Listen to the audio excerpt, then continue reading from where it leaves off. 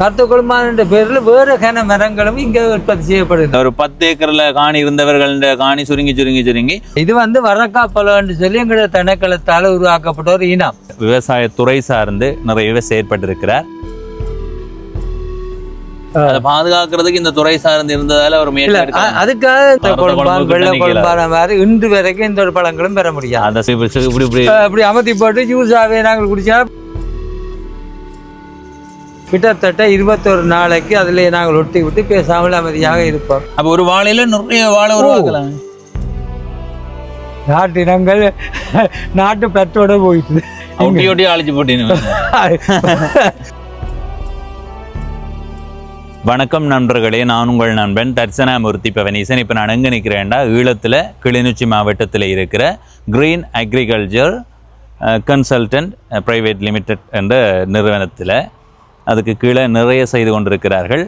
கடந்த காணொளியில் நாற்று மேடை சம்பந்தமாக நீங்கள் பார்த்துருப்பீங்கள். இன்றைய இந்த காணொளியில் இந்த மாதிரியான பயன்தரும் மரங்கள் தொடர்பாக ஒரு ஐயாவோட கதைக்க போகிறோம். அவர் விவசாயத்துறை சார்ந்து நிறையவே செயற்பட்டிருக்கிறார். அவருடைய அறிமுகத்தோடு இந்த பயன்தரும் மரங்களை பார்ப்போம். ஒவ்வொன்றையும் பற்றி கொஞ்சம் கொஞ்சமாக சொல்ல முடியாது, ஏனெண்டா ஒன்றை பற்றியே நிறைய நேரம் கதைக்க வேண்டிய தேவை இருக்கலாம். நாங்கள் முடிந்த அளவு அவருடைய அனுபவத்தினூடான தகவல்களை அறிஞ்சு கொள்வோம். சரி, இப்போ இந்த ஐயாவோட கதைப்போம். வணக்கம் ஐயா. வணக்கம். உங்களுடைய பெயர்? என்னுடைய பெயர் சுப்பிரமணியம்.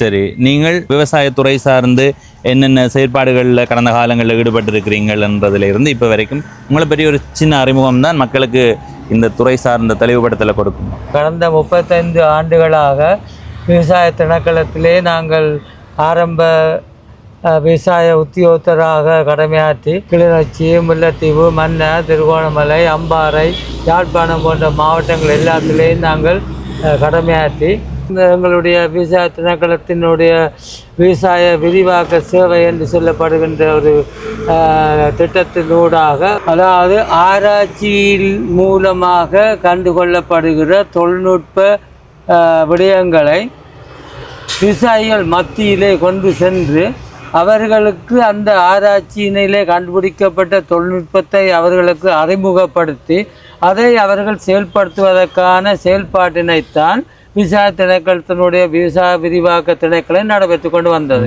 அந்த வகையிலேயே இலங்கை முழுக்க அந்த விவசாய விரிவாக்க திணைக்கள சேவைகள் நடைபெற்று கொண்டு இருக்கும் பொழுதுதான் இலகுவாக ஆராய்ச்சி நிலையத்திலே உருவாக்கப்படுகின்ற அந்த விவசாய தொழில்நுட்பங்கள் எல்லாம் கிராம வட்டத்திலே வேலை செய்ய இயங்கிக் கொண்டிருக்கின்ற விவசாயிகளுக்கு கொண்டு செலுத்துறதுக்கு ஒரு ஊடகமாகத்தான் விவசாய திணைக்களம் வந்து விவசாய விரிவாக்க திணைக்களத்தை உருவாக்கி அவர்கள் ஊடாக தங்களுடைய ஆராய்ச்சியிலே கண்டுபிடிக்கப்பட்ட சகல தொழில்நுட்பங்களையும் விவசாயிகளுக்கு எடுத்து செல்கிறார்கள். நீங்கள் என்ன பதவி வகித்தீங்க? நான் ஆரம்பத்தில் விவசாய உத்தியோகத்தராக 1980ஆம் ஆண்டிலே பதவி வகித்தேன்.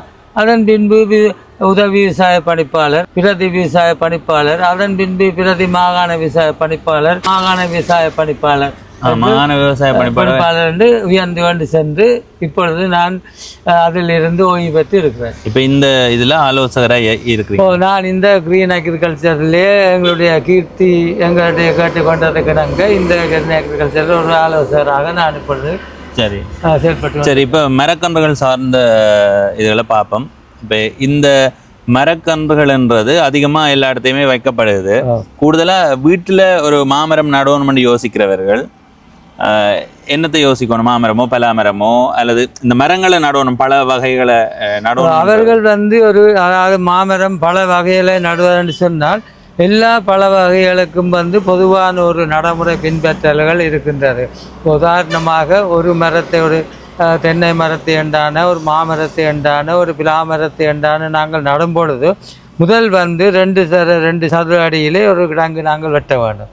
கிடங்கு வெட்டி அதுக்குள்ளே நாங்கள் வந்து எங்களுடைய கொம்போஸ்ட் அல்லது மாட்டேறு அவற்றை நாங்கள் போட வேண்டும். போட்டு அதுக்குள்ளே தான் நாங்கள் எங்களுடைய மாங்கன்றுகளை கொண்டே வைக்க வேண்டும். மாங்கன்றுகள் என்று சொல்கிறது, மாங்கன்றில் 2 விதமாக இருக்கின்றது. வந்து அது விதையிலிருந்து நேரடியாக வருவது, இன்னொன்று நாங்கள் விதையிலிருந்து நேரடியாக எடுத்து அதை பேர்ந்து கிராஃப்டிங், ஒட்டுதல் மூலம் எங்களுக்கு தேவையான மரங்கள் பல விளாட் வேணுமெண்டா விளாட்டு ஒட்டுறது, தொம் ஜேசி வேணுமெண்டா தொம் ஜேசி ஒட்டுறது, கருத்த கொள்மான வேணுமெண்டா அப்படி நாங்கள் தேவையான மாமரத்தினுடைய அந்த சயன் என்று சொல்லப்படுறது, இதை நாங்கள் ரூட் ஸ்டாக் என்று சொல்லுவோம். கீழே எங்களுக்கு இருக்கிற அது பொலித்தீனில் இருக்கிறது ரூட் ஸ்டாக் என்று சொல்லுவோம்.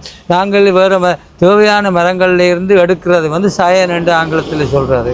அதாவது ஒட்டுக்குரிய அந்த அரும்புகள் இருக்கும் ஒட்டுக்கட்டை ஒட்டு அரும்பு. அந்த அரும்புகளை கொண்டு வந்து நாங்கள் ஒட்டுக்கட்டையில் வைத்து கிட்டத்தட்ட 21 நாளைக்கு அதிலே நாங்கள் ஒட்டி விட்டு பேசாமல் அமைதியாக இருப்போம். கூடுதலாக அந்த காலத்தில் எங்களுக்கு புளி மாவைத்தான் நாங்கள் பயன்படுத்துனாங்க. ஆனால் இப்போ புளிமா அழிஞ்சு போச்சுது. ஒட்டி ஒட்டி அழிஞ்சது மட்டும் இல்லை, அது பொதுவாக யாழ்ப்பாணத்தில் எல்லாரும் கருத்த கொழும்பானும் வெள்ளை கொழும்பானும் தான் பாவிக்கிறவர். புளிமா பயன்படுத்துறது அது குறைவு. அப்போ புளிமாக யாழ்ப்பாணத்திலே சனத்தொகை கூடும் பொழுது புளிமாவை நாங்கள் வைத்துக்கொண்டு ஒரு இடத்தை வெளிவாக்களை அழுத்தி கொண்டு போய் அவர்கள் வெள்ளை குழும்பானையும் கருத்த குழும்பானையும் தான் தங்களுடைய ஒரு முக்கியமான ஒரு மாம்பழமங்களாக வைத்திருந்தார்கள். புளிமா நாளடைவில் அழிந்து போயிட்டது. இப்பொழுது பார்க்க போனா யாழ்ப்பாணத்துல கருத்த குழும்பானம் அழிந்து போயிட்டது. என்னென்று சொன்னால் விளாட் வந்துட்டது. விளாட்டு இது வந்து எனக்கு தெரிஞ்ச இந்த விளாட்டும் இப்ப கொஞ்சம் அழிகிற கட்டத்துக்கு விளாட்டும் கொஞ்சம் இப்ப வந்து டொம் ஜிஏசி வந்து வந்துட்டுது. டொம் ஜிஏசின்றது பழம் வந்து உண்மையிலே ஏற்றுமதிக்கான ஒரு முக்கியமான ஒரு பழம். அதோட அதில் இருந்து ஜூஸ் எடுக்கக்கூடிய ஒரு பழம். ஆனால் என்னை பொறுத்தளவில் நான் சொல்லுவேன்னு சொன்னால் டொம் ஜிஏசி இப்போ ஏற்றுமதிக்குரிய பழமாக இருந்தாலும் எங்களுடைய கருத்த கொழும்பான் வெள்ளை கொழும்பான மாதிரி இன்று வரைக்கும் எந்த ஒரு பழங்களும் பெற முடியாது. அதை சாப்பிட்டாலே அதுக்கு ஒரு தனிப்பட்ட ஒரு டேஸ்ட் இருக்குது. அதே நேரத்தில் எங்களுடைய வெள்ளை கொழும்பான்ல நாங்கள் எப்படி சாப்பிடுவோம்னா நுனி பக்கத்தை அப்படி கடிச்சு போட்டு பேக்கில் வச்சு உறிஞ்சுவோம். பேக்கில் வச்சு உறிஞ்சினா அது ஜூஸாகவே அப்படியே வரும். அப்படி அமர்த்தி போட்டு ஜூஸாகவே நாங்கள் குடிச்சோம். இப்போ ஒரு மாம்பழத்தை நாங்கள் நேரடியாக ஜூஸாக குடிக்கிறோமே ஒழிய வெட்டி நாங்கள் சாப்பிட்றே இல்லை வெள்ளை குழம்பான். ஆனால் இப்போ நாளடைவில் வெள்ளை குழம்பான் இருக்குது. இப்போ எங்களோட வீட்டிலையும் ஒரு வெள்ளை குழம்பான் நிற்குது. எங்களோட தெரிஞ்சது ஏதோ கருத்த குழம்பான் எங்களோட வீட்டிலே நிற்குது. டொம் ஜிஏசி எங்களோட வீட்டிலே நிற்குது. சகல விற்கிறதா இல்லை, நான் அப்படியான முயற்சியில நான் இதுவரையில ஈடுபாடே இல்லை. அது ஒரு சேவையும் கூட இல்லை. சேவை தான். ஏனண்டா இப்ப நீங்க ஒரு துறை சார்ந்து இயங்கிட்டீங்க, சரி. இப்ப உங்க வீட்டை கருத்த குழம்பு மாதிரி நினைக்குதுன்னா அழிவுல இருக்குன்றது உங்களுக்கு தெரிஞ்சா அதை பாதுகாக்கிறதுக்கு இந்த துறை சார்ந்து இருந்ததால ஒரு முயற்சி. அதுக்காக எங்கள் வீட்டில் வந்து அவர்கள் சாயன் எடுத்துக்கொண்டு அரும்போல் எடுத்துக்கொண்டு போவார்கள். அன்றைக்கு என்னது நண்பன் இங்கிலாந்துலேருந்து வந்த நண்பனோட அந்த கருத்த கொள்மான் மாம்பழத்துக்கு போய் அவர்கிட்ட இருந்து கொண்டு வேண்டினோம். ஒரு மாங்கண்டு ஒட்டு கண்டு 2000 ரூபா. அவ்வளோத்துக்கு அந்த கருத்த கொள்மான் மாங்கட்டுக்கு யாழ்ப்பாணத்தில் அடிமாண்டு இருக்குது. ஏன்னா அது அழிஞ்சு கொண்டு போகிறதால எல்லாரும் அதை வண்டி தாண்ட அந்த வகையில் கருத்த கொள்மான் இப்போ அழிந்தாலும் யாழ்ப்பாணத்திலேயே ஒரு சில இடங்களில் இப்போவும் அந்த கருத்தப்பழம் இருக்குது. ஆனால் அது வந்து சில காலங்களில் என்ன நடக்கும்னு சொன்னால் குராஸ் பாலினேஷன் குறுக்கு மகரந்த சேர்க்கைகளை ஏற்படுவதன் காரணமாக அதனுடைய இனம் மாற்றமடைஞ்சு இப்போ கருத்த கொள்மான் என்ற பேரில் வேறு கன மரங்களும் இங்கே உற்பத்தி செய்யப்படுகிறது. பார்த்தா கருத்த கொள்மான் ஷேப் தான் இருக்கும். ஆனால் கருத்த கொள்மான மாதிரியான இந்தளவு பெருசாக இல்லை. ஆனால் அதனுடைய அமைப்பை பார்த்தா கருத்த கொள்மான் மாதிரி தான் இருக்குது. அது குறுக்கு மகரந்த சேர்க்கை நடக்கிறதன் காரணமாக அப்படி ஏற்பட்டது. அந்த வகையில் இப்போ அந்த இது குறைஞ்சோண்டு வந்துட்டுது. ஆகவே நாங்கள் கருத்த கொள்மான் நீங்க சொல்ற மாதிரி இப்ப புளிமாங்காய்ன்றது முற்றா அழிஞ்சு போச்சு ஐயா. புளிமாங்காய் எங்கேயாவது திக்கா எங்கேயாவது இருக்கு. ஆனா இப்ப கருத்த குழம்பு அழிவின் விளிம்புக்கு வந்துடுது. அது விளிம்புக்கு வந்துட்டு விளையாட்டு இன்னும் கொஞ்சம் காலம் போய் இந்த தொம்மியேசின்ற வரையால அதுவும் அழிவுக்கு வந்துடும். ஆனா என்ன பொறுத்த வரைக்கும் இதை பாதுகாக்கிறதுக்கு ஒரு ஒரு முயற்சி ஒன்றை முன்னெடுத்தா நல்லம் தானே. இல்லை, அதை பாதுகாக்கிறதுக்கு முயற்சி எடுக்கிறேன்னு சொல்லும் பொழுது அதை எடுத்துக்கொண்டு தான் இருக்கிறார்கள். இல்லையண்டு இல்லை. இன்றைக்கு வந்து எங்களுடைய திணைக்களத்தால் டொம் ஜிஎஸ்சி கொடுப்பது அது வந்து ஒரு பிரைவேட் தனியார் நிறுவனம் தான் அதை எடுத்து அதனுடைய டொம் ஜிஎஸ்சி கண்டுகளை விற்பனை செய்யுது. திணைக்களம் இன்று வரைக்கும் இந்த டொம் ஜிஎஸ்சி கண்டுகள் விற்பனை செய்கிறதுக்கு இறங்கி வர இல்லை. ஆனால் திணைக்களம் இன்றைக்கு விளாட் திணைக்களம் கொடுத்து கொண்டு தான் இருக்குது. இப்போ திணைக்களத்தில் ஒரு மாங்கண்டை நாங்கள் கேட்டோம்னா அவர்கள் உடனே விளையாட்டை தருவார்கள். டொம் ஜிஎஸ்சி ஒரு இருக்கும் இல்லையண்டு இல்லை, அவர்கள்ட்ட இருக்குது. ஆனால் அது வந்து இப்போ தனிமையார் பயன்படுத்தப்பட்டு உள்ளதால் கூடுதலாக தனியார் தான் அந்த டொம்ஜிஎஸ்சியை உற்பத்தி செய்து எங்களுக்கு கொடுக்கின்றார்கள். இப்போ நான் வந்து இதில் வேலை செய்த நான், அதாவது விவசாய நவீனமயப்படுத்தப்படும் விவசாய திட்டம் என்று சொல்லி உலக வங்கியினுடைய திட்டம் யாழ்ப்பாணத்தில் நிறைவேற்றப்பட்டது. அதை நாங்கள் ஆங்கிலத்தில் ASNP என்று சொல்கிறோம் நாங்கள். அதாவது விவசாய அக்ரிகல்ச்சர் செக்டர் மாடர்னைசேஷன் ப்ராஜெக்ட். அப்போ அந்த ப்ராஜெக்டில் வந்து நாங்கள் இந்த டொம்ஜிஎஸ்சியை நாங்கள் அறிமுகப்படுத்தி இன்றைக்கு சாவகச்சேரி அங்கால மீசாலை பகுதிகள் எல்லாத்துலேயுமே நாங்கள் அப்படி ஒரு திட்டத்தை நடைமுறைப்படுத்தி கிட்டத்தட்ட நாங்கள் ஒரு 200 ஏக்கருக்கு இந்த டொம்ஜிஎஸ்சி ஒரு பயனாளிக்கு அரை ஏக்கர் தான் நாங்கள் கொடுப்போம். 400 பயனாளிகளுக்கு அதை வழங்கி இன்றைக்கு தென்மராட்சி பகுதியில் டொம்ஜிஎஸ்சி என்று சொன்னால் எல்லா இடமும் இருக்குது. அதற்கான ஒரு கம்பெனியையும் ஒன்று நாங்கள் உருவாக்கி இருக்கிறோம். எங்கேன்னு சொன்னால் மீசாலை ரயில்வே ஸ்டேஷன் பக்கத்தில் நீங்கள் போனீங்கன்னு சொன்னால் டொம்ஜிஎஸ்சி மேங்கோ கம்பெனி என்று போட்டு இருக்கும். அது எங்களுடைய ASNP ப்ராஜெக்டால் தான் அந்த மேங்கோ கம்பெனி உருவானது. அங்கே போனால் அந்த கம்பெனி என்ன செய்யுதுன்னு சொன்னால் மேங்கோவை அப்படியே விவசாயிகிட்ட இருந்து வேண்டி அப்படியே அதை கொழும்புக்கு ஏற்றுமதி செய்யும். கொழும்பில் உள்ளவர்கள் வெளிநாட்டுக்கு ஏற்றுமதி செய்கிறார். இது எங்களுடைய அந்த திட்டத்தின் நோக்கமும் உற்பத்தி செய்கிறதுக்கு ஊக்குவிக்கிறது, அந்த உற்பத்தியை சந்தைப்படுத்துவதற்கான கம்பெனியை உருவாக்குறது, அந்த கம்பெனி மூலமாக அந்த விவசாயிகள் வந்து கொள்வனவை செய்கிறது. இதுதான் எங்களோட திட்டத்தின் நோக்கம். அந்த வகையில் யாழ்ப்பாணத்தில் 16 கம்பெனி நாங்கள் அப்படி உருவாக்கி இருக்கிறோம். அது தனியாக மாங்காய்க்கு மட்டுமன்று இல்லை, வாழைக்கு இது இருக்கிறோம்.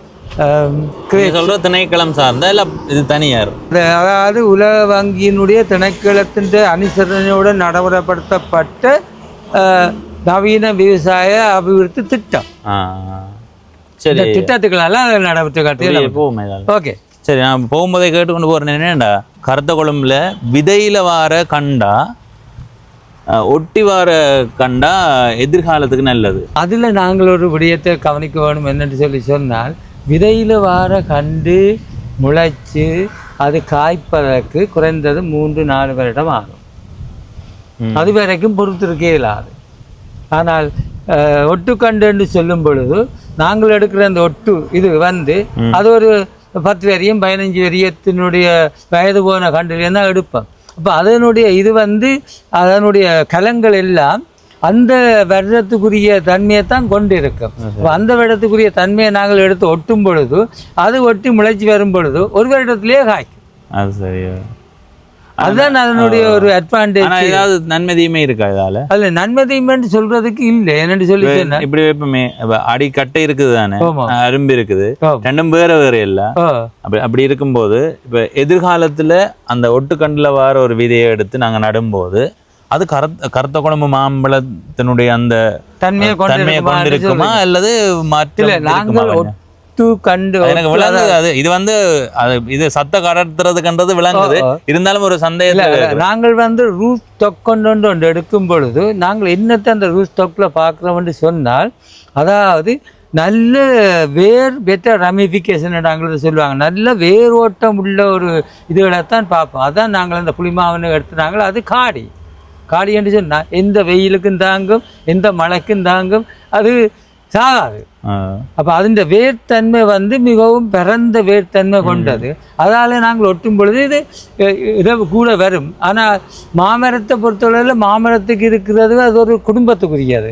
அந்த குடும்பத்துக்குரியதை நாங்கள் இன்னொரு கருத்த குழம்பாவில் கொண்டு வந்து நாங்கள் இந்த புளிமாங்காயில் ஒட்டும் பொழுது அதில் பெரிய மாற்றங்கள் ஏற்படுறதுக்கு சந்தர்ப்பம் இல்லை.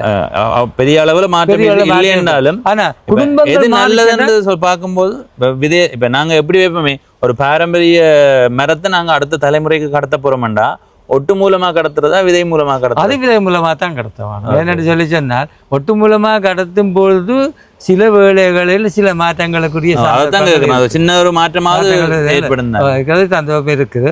ஆனால் நாங்கள் கொட்டையில இருந்து வளர்றதை நாங்கள் வளர்த்து போட்டு அதை கொண்டு போய் விற்க சொல்லிச்சுன்னா ஒரு தரும் வேண்ட மாட்டேன். உடனே பழம் பெறும் ஒரு தரும் வேண்ட மாட்டேன். அப்போ யாருமே கொட்டையில இருந்து கண்டு வர்றதை விரும்ப மாட்டாங்க. ஆனால் இன்னொன்று செய்யலாம். எப்படி என்று சொன்னால், கருத்த குழம்பான் கொட்டையே நிலத்தில் போட்டு பொட்சிக்கில் போட்டு வளர்ந்த பிறகு அதுக்கே நாங்கள் கருத்த குழம்பான் சயனை கொண்டு வந்து ஒட்டி விடலாம்.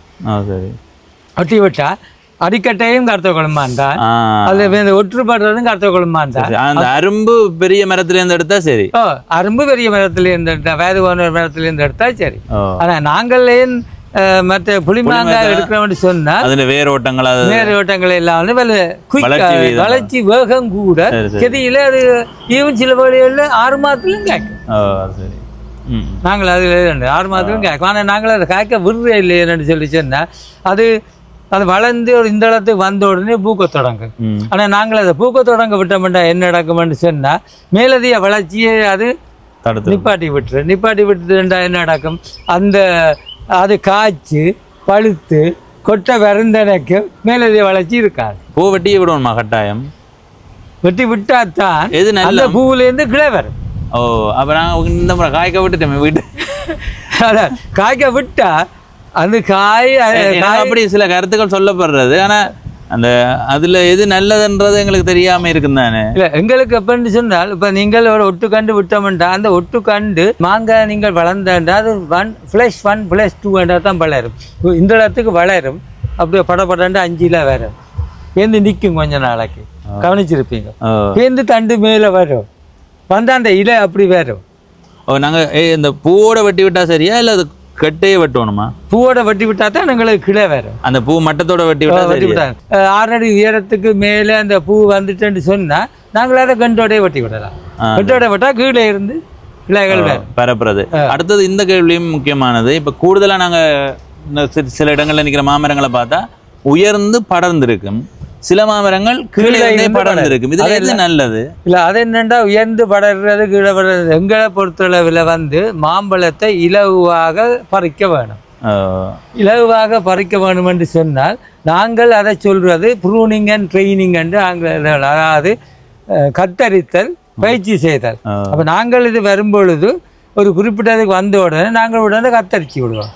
கத்தரிச்சா கிளை வரும். ஒரு மாங்கலை பார்த்தீங்கன்னு சொன்னால் குறைஞ்சது 4 கிளை வரும். 4 கிளை வரும் பொழுது அதில் எது வீரியமாக வருதுன்னு நாங்கள் பார்க்கணும். வீரியமான வார கிளையை விட்டுட்டு அதில் 4 வரும். சிலது டொக்குண்டு இந்த நீளத்தில் இருக்கும், சிலது இந்த நீளத்தில் இருக்கும். அப்போ எங்களுக்கு தெரியும் இந்த நீளத்தில் உள்ளது வீரியமாக வளருது. அப்போ கட்டையாக இருக்கிறத வெட்டி விட்டுரும். அதில் எத்தனை விட்டா நல்ல? 2 விட்டா நல்லா. சரி. அதே நேரத்தில் சில நேரங்களில் என்ன மாதிரி செய்யணும்னா 2 விடைக்க நாங்கள் உள்பக்கம் பாரதை நாங்கள் விடக்கூடாது. ஆரம்பத்தில் பிரச்சனை இல்லாத வெளியில் தள்ளிக்கொண்டு போகும். பேருந்து இப்போ இது இப்படி வந்து பேருந்து அதில் நாங்கள் வெட்டி விட அது அப்படி வந்து அதில் நாங்கள் வெட்டி விட உள்ளுக்கும் பெறும். அது அந்த ஒரு சடை குடை மாதிரியான உள்ளுக்கும் பெறும். உள்ளுக்கு வாரது நாங்கள் வெட்ட வேணும் என்று சொல்லி சொன்னால் இப்போ இந்த உள்ளுக்கு வந்தேன்னு சொன்னால் எங்களுக்கு சூரிய ஒளிபடாது. அப்போ வெளியில் பறந்து போகிறது தான் விடணும். முக்கியமாக என்னென்று சொன்னால் ஒரு தொழில்நுட்பம் இருக்குது. மாமரத்துக்கு ஒரு வருடத்தில் 1500 மணித்தியாலம் சூரிய ஒளி பிடிக்கணும். சூரிய ஒளி பிடிச்சா அது பூக்கும். ஆக நேரம் வர்றதை விட வெட்டி கத்தரிக்கிறது தான் நல்லது, சிறந்தது. எங்கட பராமரிப்புக்கு நல்ல.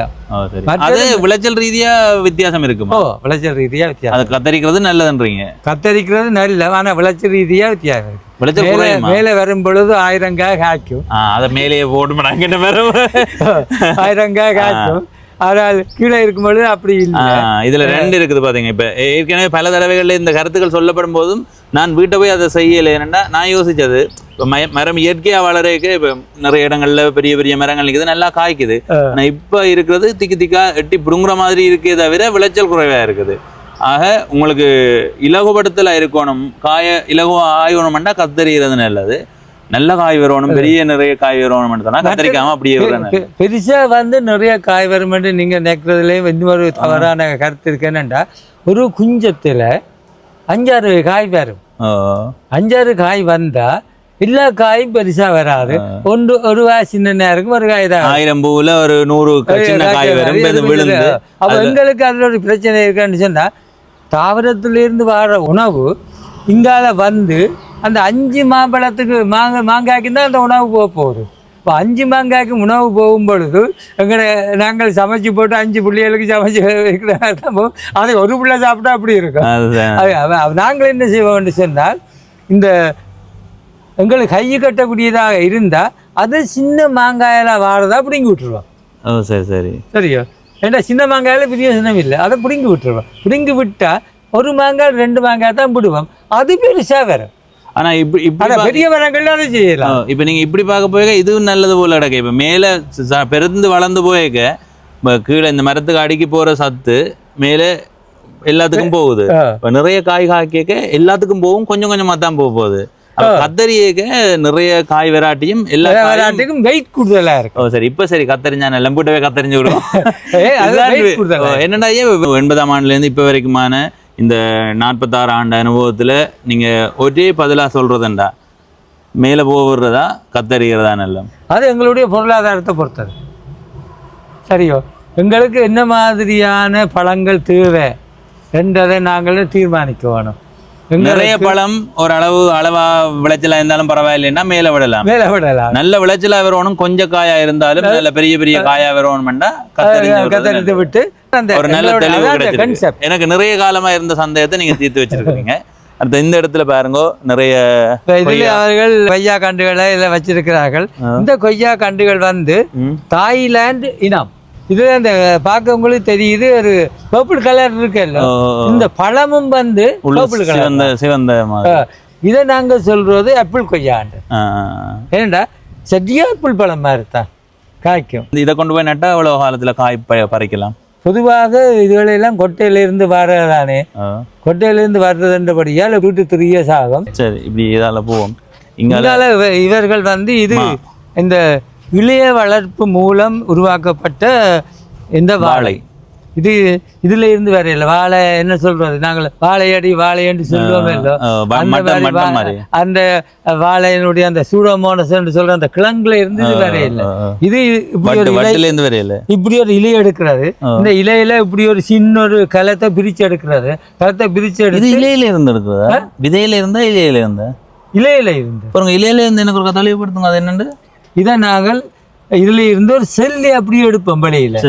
அது வந்து அங்கே டெக்னாலஜி இருக்குது. அந்த செல்லை எடுத்து அது ஒரு சரியான ஒரு என்னது இன்டென்சிவ் கண்ட்ரோலுக்குள்ள அதை வளர்ப்போம். தனியொரு செல். இப்போ நீங்க சொல்லுவீங்களா, இப்போ டெஸ்ட் பேபி வந்துட்டு அது 2 வருது, அது ஒரு செல்.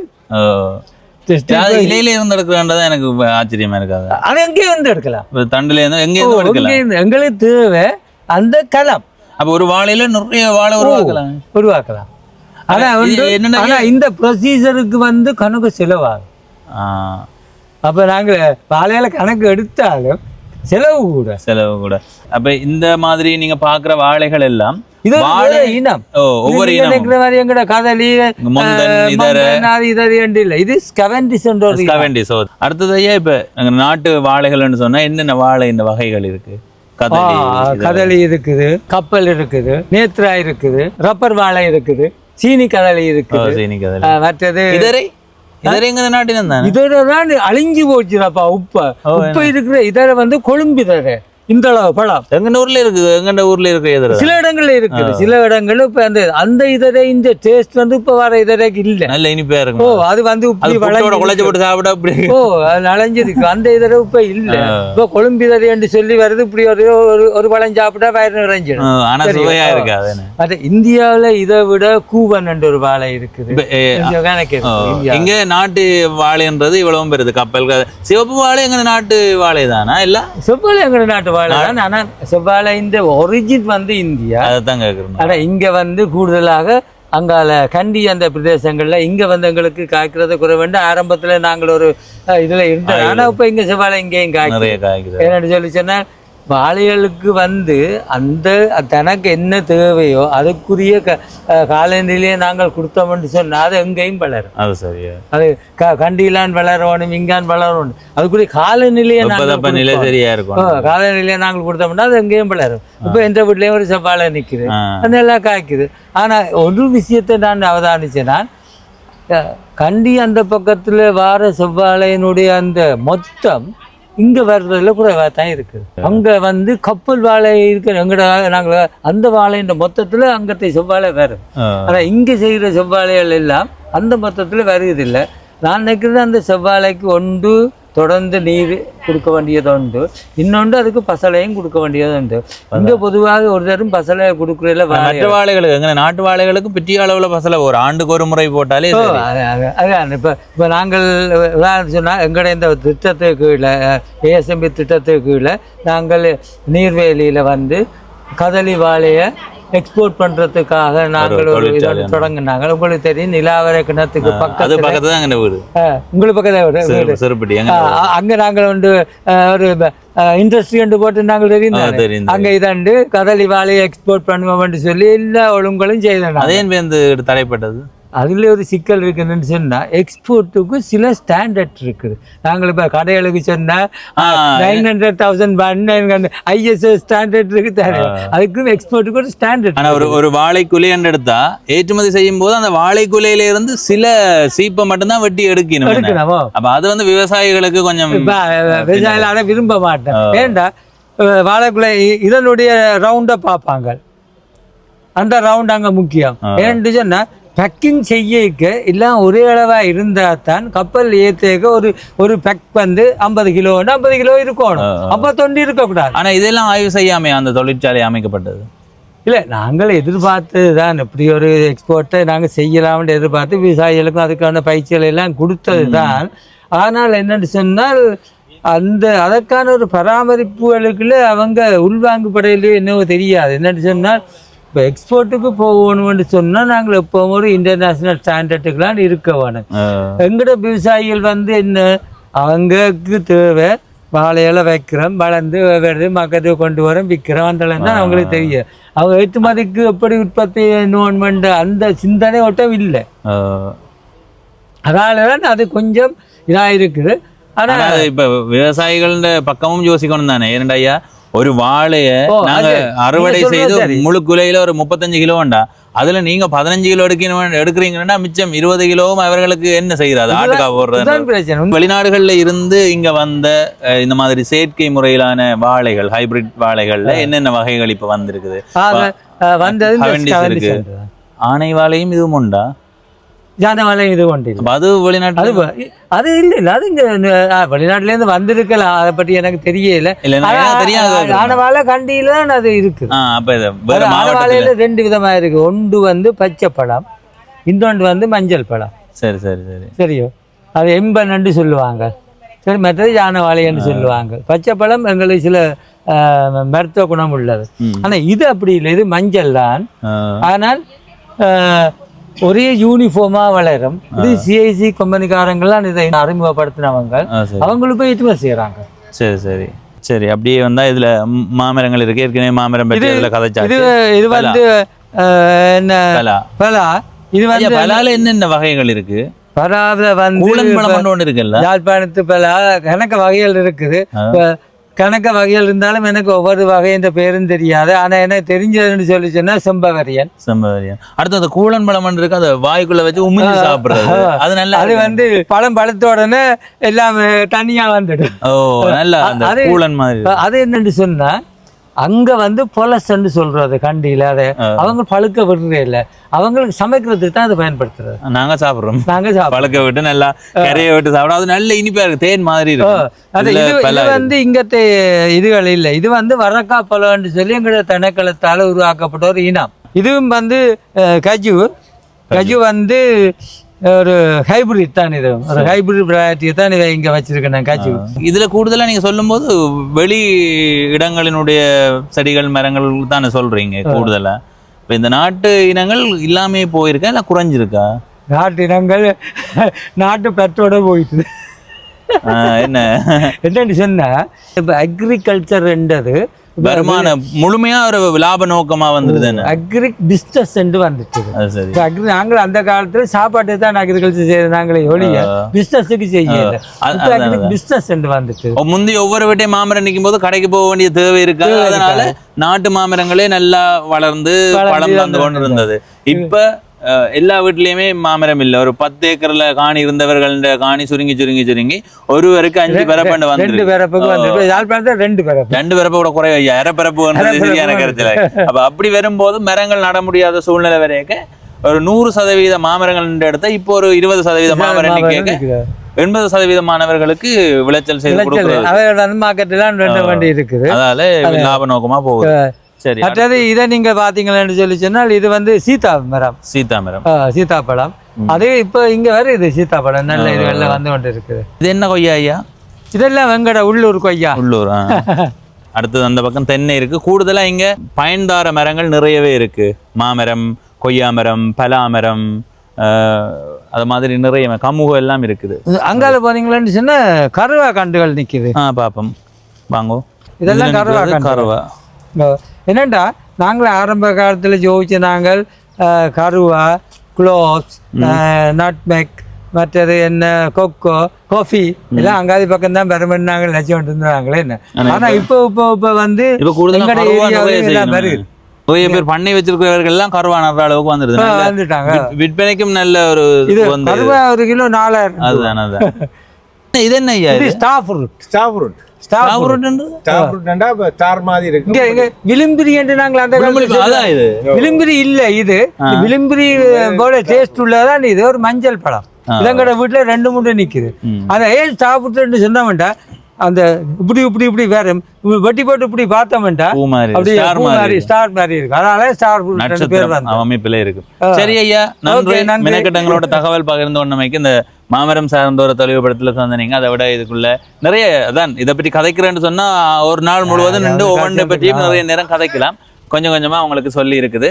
உங்களுக்கு ஏதும் சந்தேகங்கள் இருந்தா கிளிநொச்சியில இருக்கிற இந்த நிறுவனத்தூடாக வந்து ஆலோசனைகளை நீங்க பெற்றுக்கொள்ளலாம். நன்றி, வணக்கம்.